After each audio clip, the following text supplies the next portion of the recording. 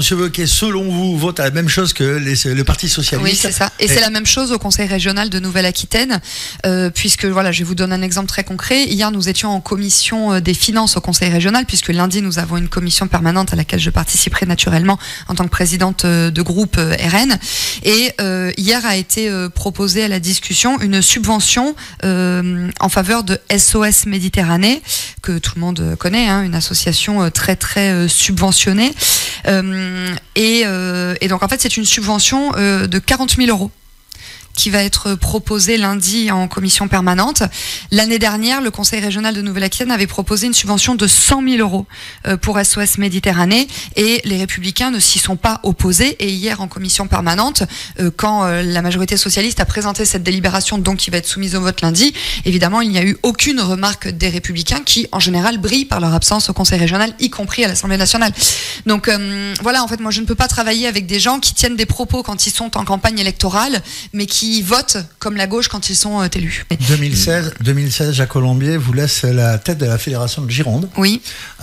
C'est quand même un grand pas. Oui. C'était un énorme pas. Aujourd'hui, vous êtes même à la tête, je crois, de l'implantation du RN dans les... De la formation, je suis vice-présidente en charge de la formation. C'est une grosse montée, on est en moins de 10 ans. En 10 ans. Et vous avez cité Jacques Colombier, hein, c'est une personnalité politique que j'aime beaucoup. Comme on dit dans le jargon, c'est mon père politique. C'est lui qui m'a vendu ma carte au RN 33. C'est lui qui m'a fait confiance en me mettant numéro 2 sur la liste des élections sénatoriales pour l'élection en Gironde en 2014, hein, vous voyez, donc sans perspective de victoire. Et c'est lui qui m'a fait confiance pour que je sois candidate aux élections départementales en 2015. C'est grâce à lui que j'ai eu mon premier mandat à la région en 2016. Et oui, Jacques Colombier a cette caractéristique des grandes personnalités politiques, c'est qu'ils arrivent à détecter les jeunes. Et on est beaucoup dans la fédération de Gironde. Je pense à mon ami Grégoire de Fournas dans le Médoc, à Laurent Lamara sur le bassin d'Arcachon. Mais en fait, c'est lui qui a été nous chercher, c'est lui qui nous a fait confiance, c'est lui qui nous a responsabilisés. Et c'est grâce à lui, que nous sommes élus aujourd'hui. Mon investiture sur notre 11e circonscription en 2017, en fait, donc c'est une circonscription que je connais bien, voilà, parce que mon grand-père travaillait à la centrale avec donc mon grand-père et ma grand-mère habitaient à Saint-Cyr-de-Canès, et mon oncle était scolarisé au lycée de Blaye. Moi, quand j'étais étudiante, comme beaucoup d'étudiants, les logements à Bordeaux étaient beaucoup trop chers, donc j'ai habité à Saint-André-de-Cubzac. Et après, de par ma vie personnelle, j'ai aussi habité un peu à Saint-André-de-Cubzac, et maintenant je suis à Saint-Savin depuis quelques années, et je m'y sens très très bien. Oui, Saint-Savin, d'ailleurs, vous étiez présenté. Oui. Ça vous a permis d'être conseillère municipale, oui, et de passer au conseil régional, je crois. Non, à la communauté de communes, c'est ça. Mais j'avais aussi perdu, vous voyez, une élection supplémentaire qu'on a perdue sur Saint-Savin. Bon, enfin, vous avez gagné une principale quand même, qui s'appelle quand même la législative. Vous l'avez gagnée en 2 fois, puisque au premier coup, vous avez perdu contre Véronique Amérea. Oui. Second coup, vous passez en 2 tours. Oui. Et le 3e fois, le premier tour élu. Oui, et vraiment un grand merci aux électeurs qui m'ont renouvelé leur confiance et qui m'ont permis d'être élu, donc réélu dès le premier tour. Et surtout, ce qui est à souligner, c'est qu'il y a eu une seule élection en Nouvelle-Aquitaine au premier tour, tout parti confondu, c'est la nôtre. Voilà, donc un grand merci aux électeurs qui m'ont honoré de leur confiance, et je fais mon maximum pour être digne de la confiance qu'ils m'ont témoignée. Donc, soutien à tous les conducteurs, tous les travailleurs qui se rendent à Bordeaux dans des conditions pas faciles. Déjà, ce que je voudrais dire, c'est que vous savez que nous, avec Marine Le Pen, nous sommes très attachés à la question du pouvoir d'achat, et c'est la raison pour laquelle nous plaidons depuis plusieurs années pour baisser la TVA, notamment sur le carburant, le passer de 20 à 5,5%, parce que tant qu'on construit des infrastructures, et je vais vous en parler juste après, ça coûte très cher aux gens de prendre leur voiture pour aller travailler. Donc ça, c'est une mesure d'urgence que nous voulons mettre en place, la baisse de la TVA sur le carburant. Avant que vous continuiez, est-ce que vous ne pensez pas que les voitures électriques, parce que là on nous fait un flanc quand même sur les voitures électriques, est-ce que c'est une solution justement, par exemple, pour aller travailler à moins cher ? Pas spécialement, parce qu'en plus elles consomment beaucoup, et puis je veux dire la question des voitures électriques, on n'a pas les matériaux en fait pour construire les véhicules électriques. Et par contre, la question des véhicules thermiques, qui est en train d'être bloquée par donc le secteur automobile, est vraiment entravé par les décisions de l'Union européenne et d'Ursula von der Leyen, qui veut interdire la construction des véhicules thermiques à horizon 2035. Je trouve que c'est une aberration pour notre industrie et pour toute la filière automobile. Donc sur les infrastructures, je voudrais vous répondre aussi, vous dire que moi je suis favorable, et j'avais eu l'occasion de m'exprimer sur ce sujet au moment des élections régionales de 2021. Moi je suis favorable, avec notamment Alain Montangon, le maire de Goriagué, à la réalisation d'un grand contournement, précisément en fait pour désengorger ces routes de manière à contourner, parce qu'il y a un passage obligatoire vers Bordeaux, mais il y a des gens qui ne vont pas sur Bordeaux et qui sont sur les routes. Donc la question du contournement autoroutier est une question qui mérite d'être posée. Et enfin, nous, avec Marine et Jordan, ce que nous proposons, c'est une politique de démétropolisation. En fait, c'est-à-dire, c'est un rééquilibrage territorial qui vise à faire revenir les entreprises dans nos territoires ruraux, de manière à ce que nos locaux ne soient pas obligés d'aller travailler à Bordeaux et qu'ils puissent trouver un emploi sur place. Vous voyez, c'est le localisme, c'est-à-dire on habite sur place, on consomme sur place et on travaille sur place. Et voilà, en fait, je pense, une mesure qui est vraiment économique, puisqu'on prend moins sa voiture, et aussi écologique, parce que précisément on prend moins sa voiture. Donc en fait, ça passe par le retour des services publics dans la ruralité. C'est notamment sur ce sujet-là que je me bats à l'Assemblée nationale, mais aussi par le retour de l'économie, le retour des entreprises. Et c'est pour cette raison que nous avons dans notre programme économique un certain nombre de mesures visant à favoriser la relocalisation. Le SMICVAL aujourd'hui dit on va stopper ramassage des déchets, ça va être l'apport volontaire dans des banques qui seront mises dans les villes et villages. Vous en pensez quoi, Madame Diaz ? Écoutez, moi depuis 2022, je m'insurge contre cette réforme qui a été prise, comme tout le monde le sait, sans concertation avec la population, ni avec les élus locaux, qui n'a pas du tout pris en considération les personnes en situation de handicap, les personnes âgées, les personnes qui ne sont pas véhiculées. Donc je trouve que c'est une réforme qui est profondément injuste pour les habitants de notre territoire, qui en parallèle continuent de voir leur taxe d'enlèvement d'ordures ménagères augmenter. C'est-à-dire en fait il y a moins de services publics et plus d'impôts.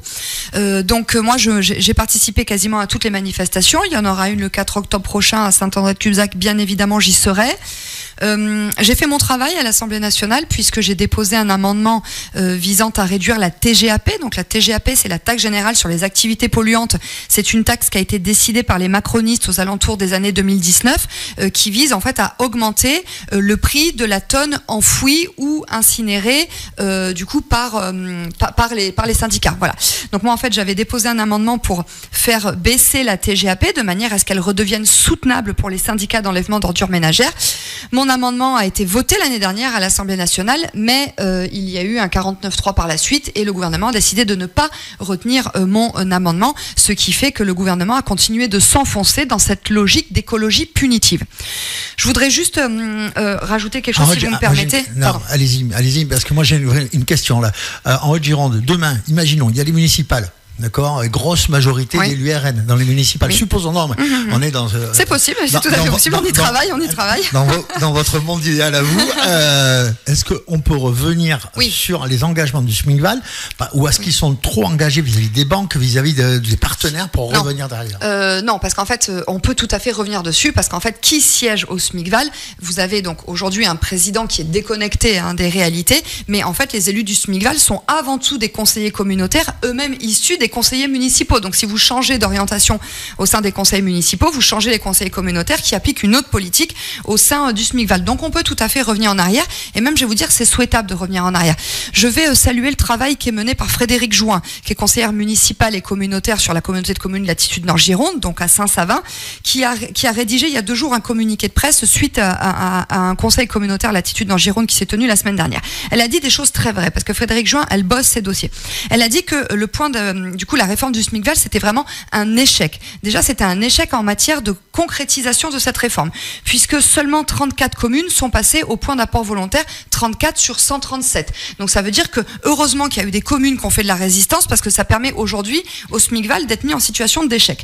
Ensuite, le SMICVAL nous avait dit qu'il faisait cette réforme pour faire des économies. C'est faux, parce que Frédéric Join a été retrouvé les chiffres. Le SMICVAL a investi 3 millions d'euros en 2022, et il a investi 18 millions d'euros en 2024. Donc en fait, c'est 15 millions d'euros qu'il y a eu de dépenses supplémentaires en 2 ans. Qui va les payer ? Les contribuables.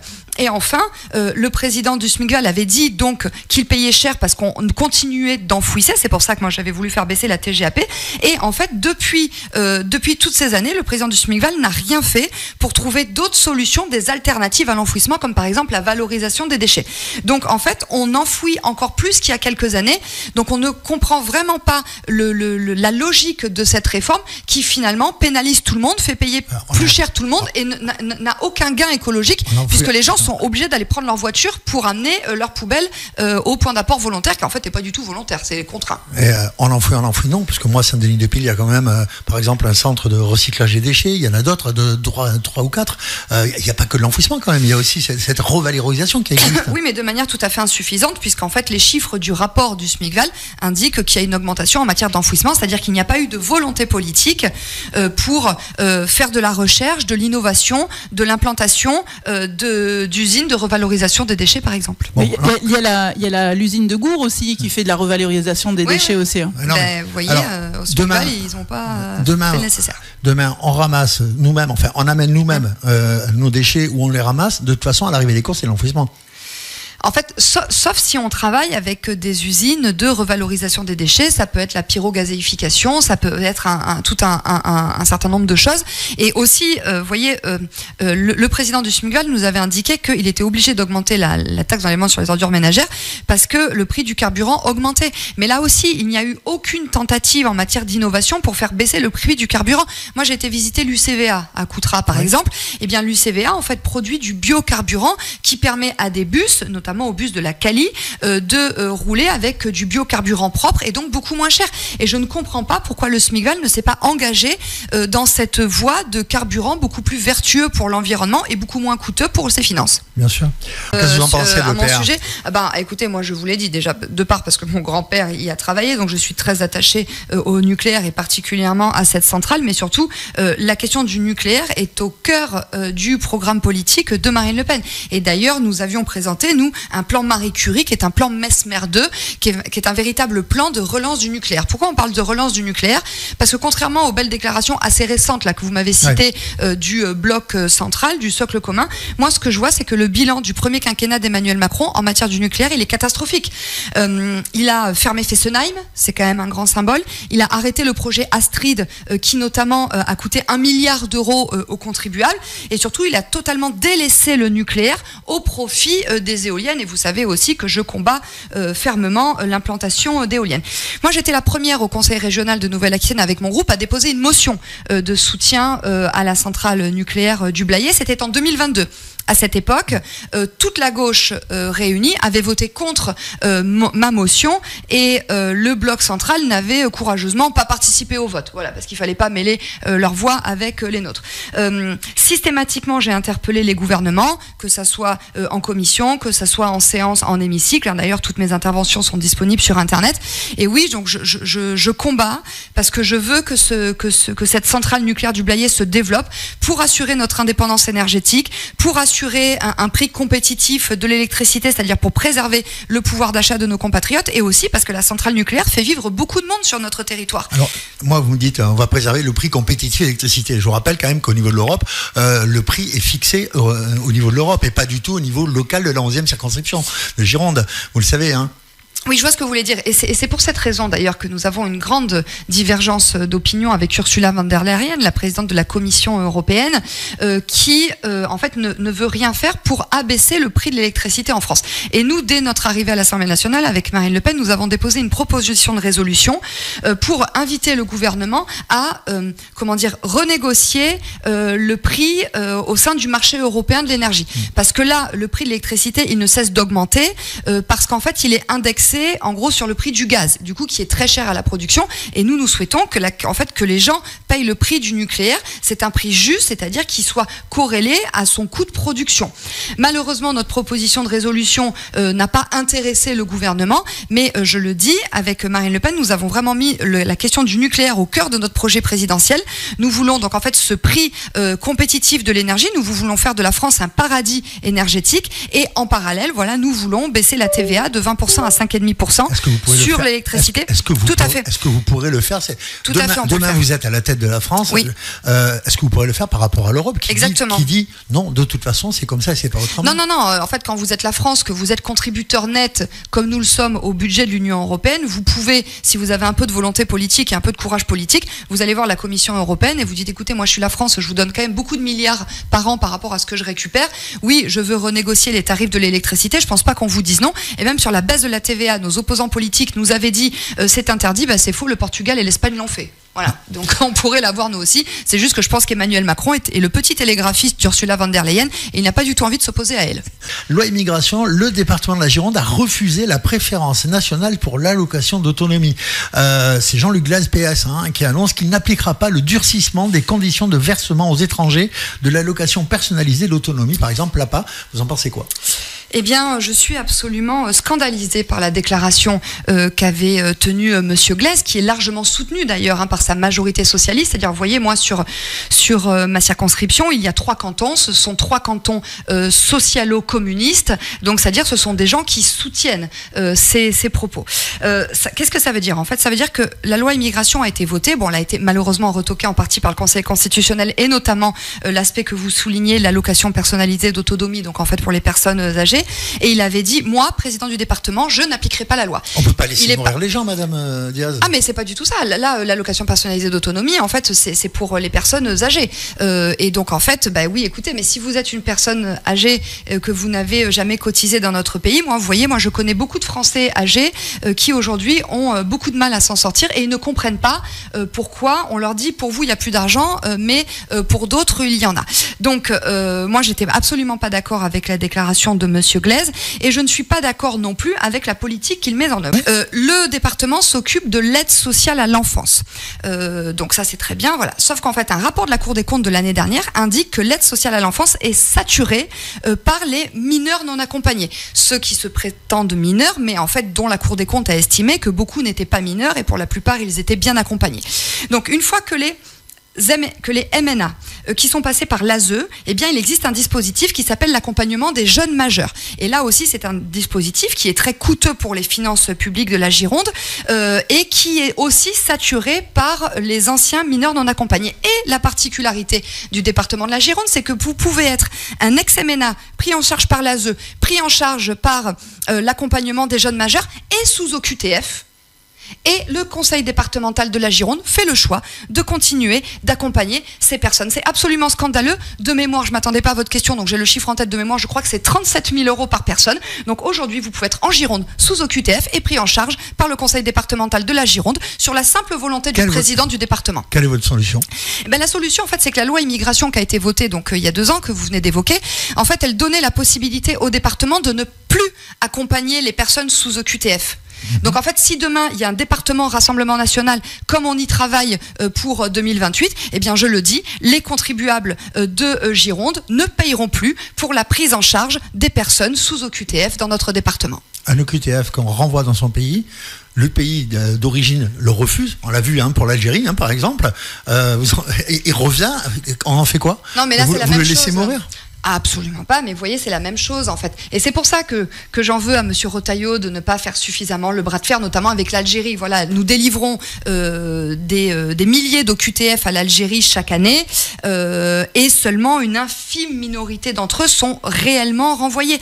Mais l'Algérie, quand même, on leur délivre des laissez-passer consulaires. On accueille des Algériens pour les soigner. Tous les ans, on leur donne environ 130 millions d'euros d'aide au développement. À un moment donné, Bruno Retailleau, avec Emmanuel Macron, ils peuvent pas aller voir le gouvernement algérien pour dire, écoutez, où vous reprenez les OQTF qu'on vous renvoie.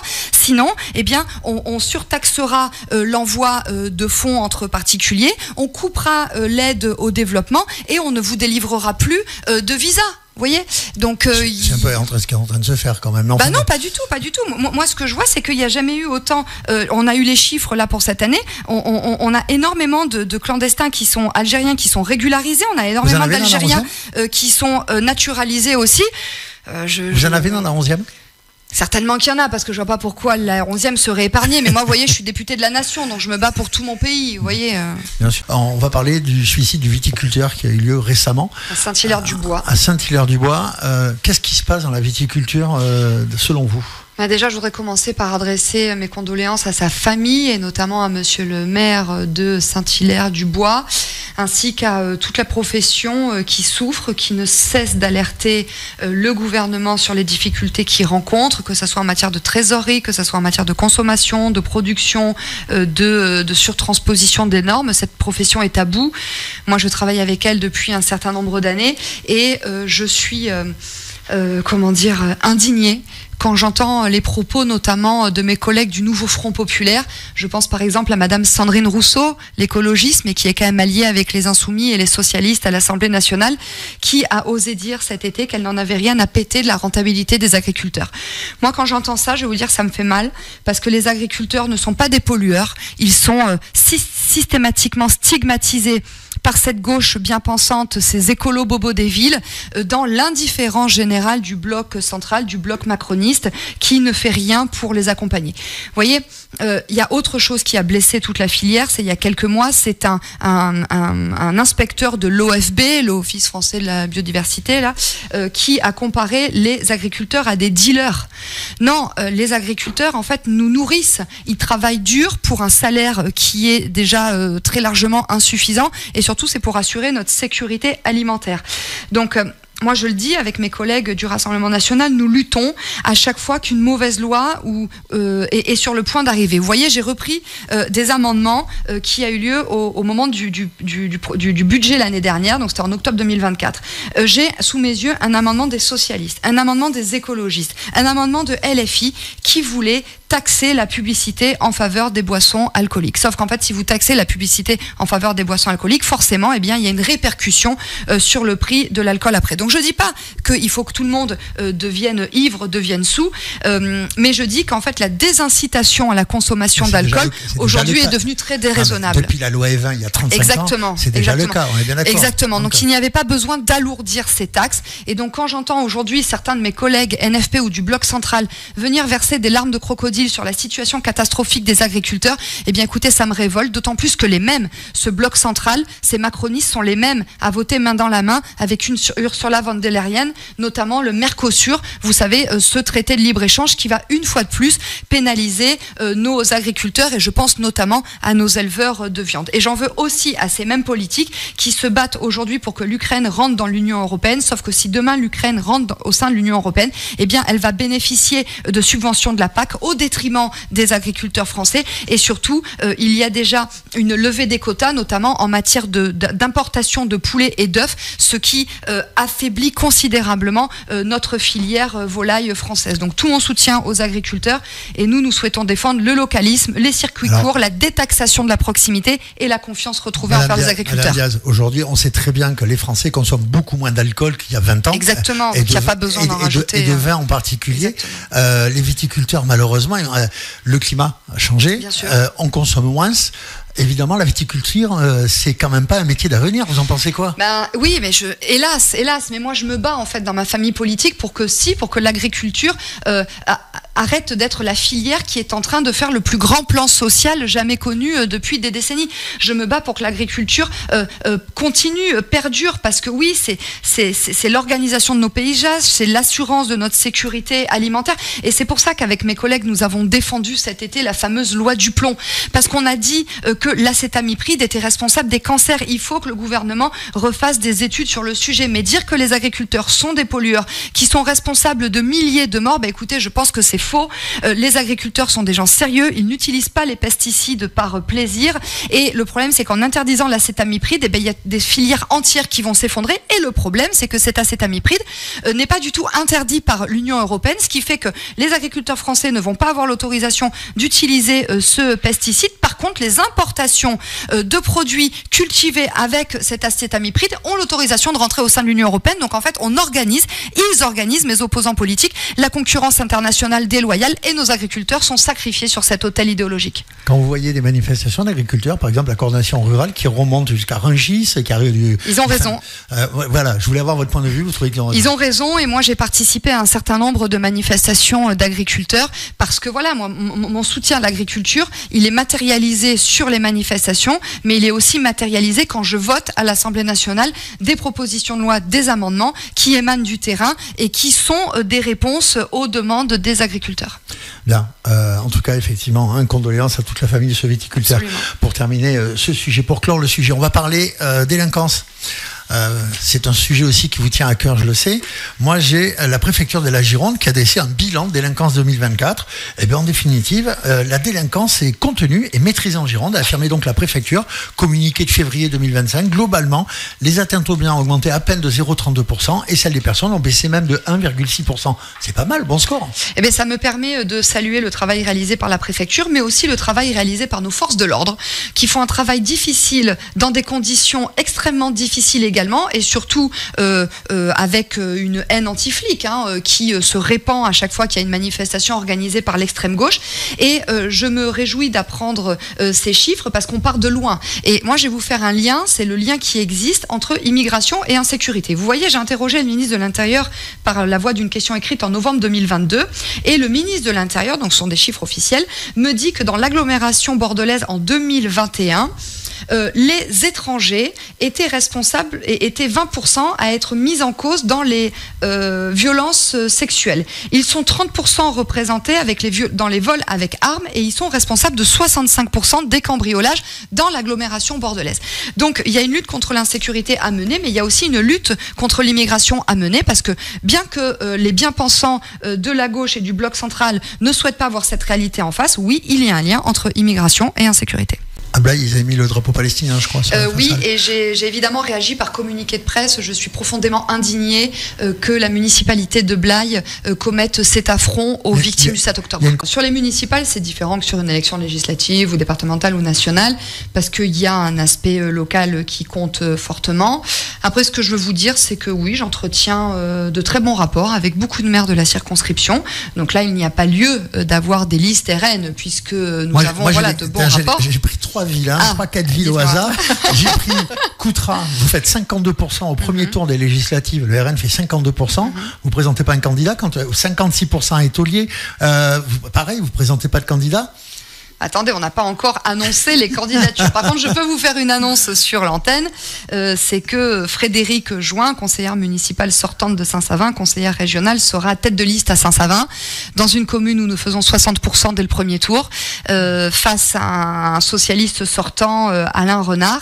Et je lui souhaite, je lui adresse tous mes souhaits de réussite, et je serai derrière elle pour l'aider à remporter cette commune de Saint-Savin qui a besoin d'une maire comme Frédérique Join. Allez, je vous tope un petit peu, c'est là où vous aviez perdu à Saint-Savin. Exactement, vous voyez, on avait perdu à 45% en 2020, et vous voyez, et en 2024, au moment des élections législatives, on fait 60%. Ça veut bien dire que quand il y a un élu Rassemblement National dans le secteur, parce qu'il travaille, parce qu'il est assidu, parce qu'il est proche des gens, et ben oui, il augmente, les gens lui font confiance, et moi je remercie vraiment les Saint-Saviniens de m'honorer de leur confiance d'élection en élection. Allez, dernière question, c'est la dernière, ça fait pendant plus de 20 ans, cette circonscription, elle a été à gauche quasiment, il y a eu Picotin, je crois, qui a fait 3-4 ans à peine. Le reste, c'était soit M. Madrel, soit M. Plisson, Améraire juste avant vous. Comment ça se fait qu'une circonscription comme ça, qui était ancrée à fond à gauche, aujourd'hui est en train de basculer Rassemblement National? Pour 2 raisons. Déjà, c'est parce que les socialistes ont menti, trahi, failli. Parce que avant, les socialistes s'occupaient de l'égalité entre les femmes et les hommes, s'occupaient des travailleurs, s'occupaient des agriculteurs, s'occupaient du service public. Et aujourd'hui, ils ont tout abandonné pour se coucher, faire alliance avec la France insoumise, qui n'a qu'un seul mot à la bouche, c'est régularisation des clandestins, désarmement de la police, vider les prisons, démantèlement de la BAC, ils ont abandonné le drapeau français pour le remplacer par le drapeau de la Palestine. Voilà. Donc il y a un détournement de la population du socialisme vers le Rassemblement National, et c'est normal, parce que oui, au Rassemblement National, avec Marine Le Pen, nous accordons une importance cardinale à la valeur travail. Nous respectons cette France qui se lève tôt. Nous souhaitons redonner du pouvoir d'achat aux Français. Nous avons la lucidité et le courage de dire qu'il y a un problème avec l'immigration dans notre pays aujourd'hui. Donc en fait, nous sommes rejoints dans tous les domaines par la population. Je vous rappelle que Marine Le Pen et Jordan Bardella sont venus à plusieurs reprises sur la circonscription, et donc c'est une marque de confiance, c'est une marque de considération à l'égard des habitants de notre circonscription. Et pour les élections municipales, juste pour terminer, oui, nous serons très présents sur la circonscription, pas partout, parce que voilà, nous avons de bons rapports avec beaucoup de maires de notre circonscription, mais en effet, là où il y a un socialiste, un gauchiste à battre, eh bien nous essaierons en effet effet de lui présenter quelqu'un pour le bien du territoire, parce que les gauchistes font du mal à notre territoire. Vous voyez, moi je ne comprends pas qu'au niveau de la communauté de communes de l'Estuaire, donc cette communauté de communes qui abrite la centrale nucléaire, eh bien il y ait des gens qui ne votent pas pour le soutien à la centrale nucléaire. Donc ces gens font du mal à notre territoire, et donc oui, il faut les remplacer pour le bien des administrés, et nous serons en rendez-vous. Et j'invite tous les patriotes à me contacter parce qu'on aura besoin d'eux pour constituer les listes. Un message passé à Lydia Hérault. Merci Madame Diaz. Merci.